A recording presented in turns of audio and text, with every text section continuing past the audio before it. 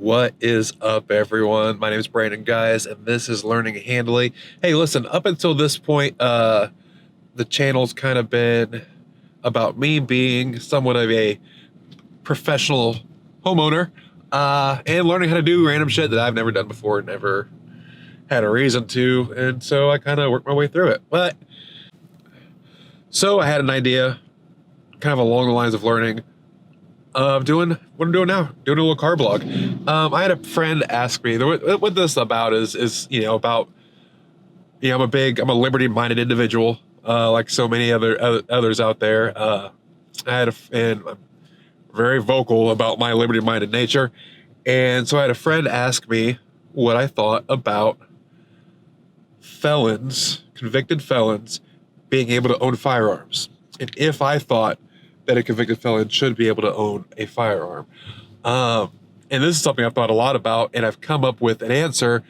And I don't know if I'll be honest, I don't know if I came up with this answer. This may have been an answer I picked up somewhere in the readings that I do over the years. So I'm not going to take credit for it, but these are just my thoughts. We have to start from the premise that the Second Amendment, a well-regulated militia being necessary to the security of a free state, the right of the people to keep and bear arms shall not be infringed. We have to start from the premise that that is a right. It's a right endowed by our Creator and protected by the Constitution. So your rights cannot be taken away without due process. All right? That's what the Fifth Amendment is about. Now, I'm going to go further into the Eighth Amendment that I can't recite to you right now. I can't read it because I'm driving. But basically, it protects us against cruel and unusual punishment and excessive bail. And so I think that this question is actually an Eighth Amendment question. A person who commits a felony in the United States, whether it's a federal or a state crime, can no longer own a firearm. That their Second Amendment rights are revoked for life. Now, there are ways to get around it. For instance, in Indiana is the only one I can really speak to because it's where I'm from. And I'm not an attorney. This is my understanding of it. If you have what used to be called a D felony, which is, they changed it, and now it's like a level 6 felony. There's also level 5 felonies that qualify. Once you are done with your sentence, your probation, your things of that nature, after a waiting period, it is possible for you to have your record expunged, meaning that those felonies go away and your rights are reinstated. Your right to own a firearm is reinstated. If it's a higher felony,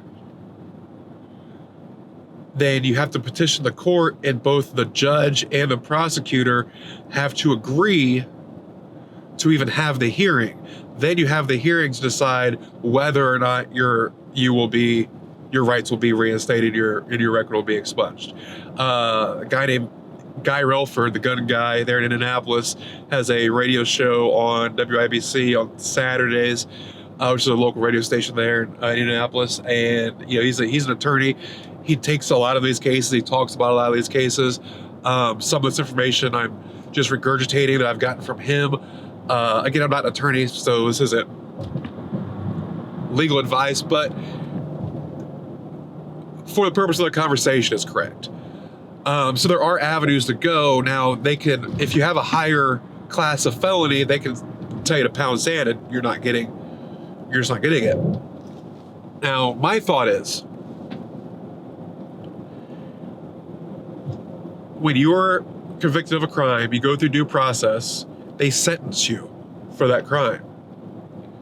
There are sentencing limitations based on the crime that you're convicted of.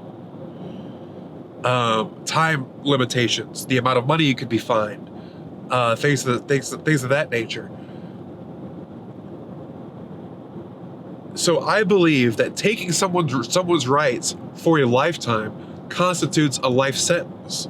and you can't hand down a life sentence for a crime that doesn't deserve a life sentence crime. If you murder someone, you can get a life sentence or the equivalent.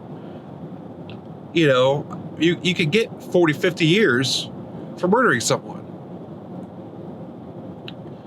For your second DUI, I think the maximum time you can serve is a year. Maybe it's 3 years for your second DUI, but it's a felony, which means unless you petition the court, you no longer have your Second Amendment rights for the rest of your life. If that's not cruel and unusual punishment, I don't know what is. So, do I believe that felons should be able to own a firearm? Absolutely, once they have served their sentence, whatever that sentence may be. Now, this friend, her name's Lauren. Hi, Lauren. I'm going to send this to you. She says, well, even no matter the crime? Yes, no matter the crime. Because you're being sentenced for that crime. If you get sentenced to 8 years, I believe that once those 8 years are up, every one of your rights that have been taken from you through due process should be reinstated. You've served your time, whether that's in prison, in jail, on probation, on house arrest, on work release, whatever that may be. When your sentence is done, I believe that every one of your rights should be reinstated. Your right to vote. Some states don't allow you to vote if you're a felon for the rest of your life. I think that should be. I don't believe that that's the way it should be. Even you don't have a right to serve in the military, but military service. If you're 18 years old, you get 2 DUIs or you steal something or something like that, and you end up going to jail for a year. When that sentence is over, if you wanted to enlist in the Army, I don't see why that would be a disqualifying factor. I don't see that it should be a disqualifying factor. Other factors may, but that's what I think about it. I think that taking someone's rights for a lifetime for a crime that does not constitute a life sentence is absolutely cruel and unusual punishment. So it's not a 2A conversation. This is an Eighth Amendment conversation. Now, again, I'm not an attorney. I'm not a constitutional scholar. I've read the Constitution. I appreciate the Constitution. I try to study the Constitution. I try to study history and the Federalist Papers, the Anti-Federalist Papers, try to get an idea of what these guys were going through in their debates. I do a lot of homework. I'm a nerd, but I'm not a professional at this. But those are my thoughts. I would love to hear what you think. Put them in the comments below, and we'll talk to you next time. Thanks so much. Later on.